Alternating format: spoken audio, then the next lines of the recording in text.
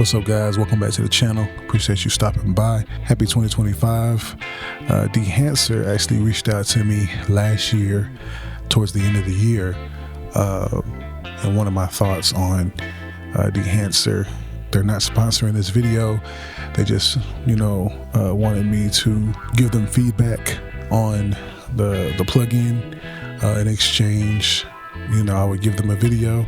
In exchange, they would give me a discount code. So after watching this video, if you feeling like you want to go ahead and cop it, you can hit the description below, and I do get a little bit of kickback with no additional cost to you. It actually gives you 10% off.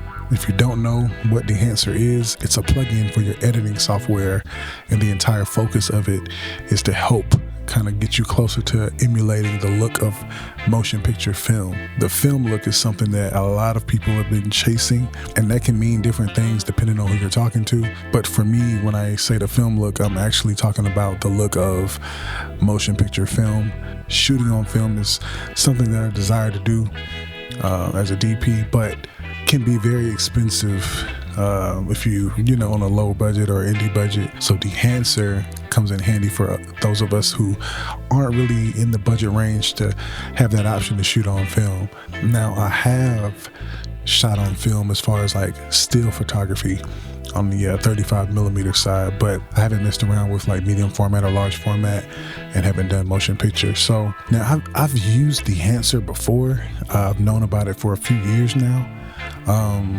And I did kind of fall in love with it the first time that I used it, but after a while I kind of grew a little past it a little bit.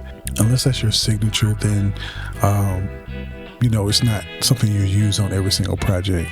I'm a DP, but I'm at the level to where I still have to do kind of a wide variety of jobs. Like literally earlier today I just had a corporate gig, doing some like interviews for some like boring video that no one's gonna care about. And as a DP, I'm usually I'm in charge of the look for the project, but I have to make that suggestion, make that decision based off of like what I think is right for the actual project. During the time when I was like first discovering Dehancer, I don't know, there was just like a plethora of work that Dehancer didn't really fit at the time for what Dehancer was offering. It still left me wanting a little bit more. So when they reached out to me, I was a little hesitant, but that was before I actually realized they had added a bunch of new things and new features. So if you've used Dehancer before or looked into it, but you haven't upgraded or looked into the new features that they've added, I think you'll be a little bit surprised about like things that they've added. It's kind of crazy seeing your footage once you put Dehancer on it and everything's kind of set up properly, especially if that's a look that you've been chasing for a long time. It's just kind of fun to kind of see your images look that way. For instance, like a new feature that they've added is the overscan option. So when you shoot actual film and you get it scanned and developed and they send it back to you, you see like the borders of the frame, like the actual film gate. You get all these imperfections that a lot of us like try to chase. That's something that wasn't there before, but it's kind of like fun to kind of see, and it changes depending on the aspect ratio that you're shooting in and all that kind of stuff. So it's dope to kind of experiment with it. That for me is a big thing, because you have one node, one layer. You put this plugin on there and you can do a lot in the plugin. You can do your normal corrections. You can put the actual camera that you shot with, or the actual color science that you actually shot with, and it'll adjust. Then you can go in and choose your film stock. They don't just have motion picture film, but they have like photography film stocks. Instead of having to buy a bunch of different film stocks and film them all, ship them off, wait for the process to get back, and by the time you spent a fortune doing all of that, you can shoot. What's going on?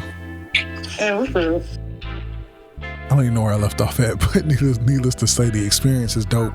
It's kind of quick and easy. I've been color grading in DaVinci now for a few years, but I'm not a professional or anything, so it's still a lot that I don't know.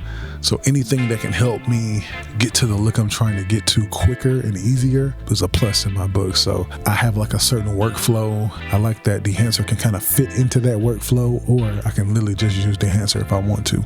With one node, I could just put Dehancer on the node, make all my adjustments to that node, and on that clip with that plugin. Anything that doesn't get in my way but aids me in getting to the end goal is a plus for me. I kind of started messing around with like power grades. A lot of people were selling like film emulation power grades. I bought a few, messed around with a few. If you don't know what you're doing, you can still kind of mess up your image a little bit, and you don't know if they know what they're doing, so you don't really know for sure, like, can you really trust what these people are doing or not? But what I can say is, like, sometimes the power grades, and maybe they're not geared towards specific cameras, but that specific style of the person that created it, and maybe you want something a little more versatile or a little bit more true to a specific stock or something. Something I've tried to do is combine those power grades with Dehancer, because sometimes the power grade does something better than Dehancer. Sometimes Dehancer does something better than the power grades, and and sometimes it just kind of helps put that finishing touch on the image. DaVinci added the Film Look Creator, and so that's even another asset that you could use in combination with all three, or one or two of those different options. You could use a power grade and a Film Look Creator. You could use a Dehancer and a Film Look Creator, or just a Dehancer, or just a Film Look, or just a power grade, or whatever. It's up to you. But the more options we have to get to that end goal, the better. If you have a quick turnaround and you don't feel like diving into a bunch of nodes, maybe you throw Dehancer on there. Pretty much you're not just bound to one option now. You have an unlimited amount of options. So I say just try to experiment and see what you can come up with. Even if you're not really interested in emulating film on a extreme level with like halation and a lot of grain and bloom and all that kind of stuff. If you just want the color of film, you can throw Dehancer on your node and just deactivate anything that you don't want, whether that's like a film gate or a jitter or flicker. You can turn all that stuff off and just have the color from the film stock that you're trying to emulate. Whether I know what the film stock is or not, I just see it in my head, or I've seen something similar online or something, and I'll find something that gets me close to that, then kind of like, work it out a little bit more to kind of get all the way there. So, sometimes I want the emulation and I want all the, imperfections that come with it. And sometimes I just want the color. So I think it's still worth looking at to get the color, because sometimes we have, kind of quick turnaround times, especially nowadays. The turnaround times are getting crazier and crazier. And anything that can help you get it done quicker, the better, or just kind of put that extra little polish on it. I learned a couple years ago about Roger Deakins kind of filming his movies with a LUT baked into the monitor, so they can kind of judge the exposure and kind of judge everything and see, okay, does this match how we want it to look in the end, even if the LUT isn't the actual final LUT that they're using. But if it's like inspired by, or if that's the DNA of where they're trying to go, I think that's I've started trying to incorporate that style of filmmaking when I can. I just did it on a short I filmed last year, and it turned out amazing. It was amazing being able to see not just a Rec 709 conversion from the manufacturer, but actual colors that are that I may try to push into the shadows or into the highlights, or just the things that aren't necessarily built into your camera, because if your camera does have creative looks built in, it's usually a little too heavy-handed, and then the Rec 709 is usually not as inspiring as something that you may make on your own. So you could also use Dehancer for that. Now, certain things you won't be able to save as a LUT, but they have an option to where if you're literally just trying to save what could be saved as a LUT, you can click that and it'll turn off, everything that can't be saved. Yeah, I think I might start kind of saving different film emulations, kind of get a taste for what something might look like once it's graded, especially if I'm going for a specific shot. Like if I'm going for Kodak 500T,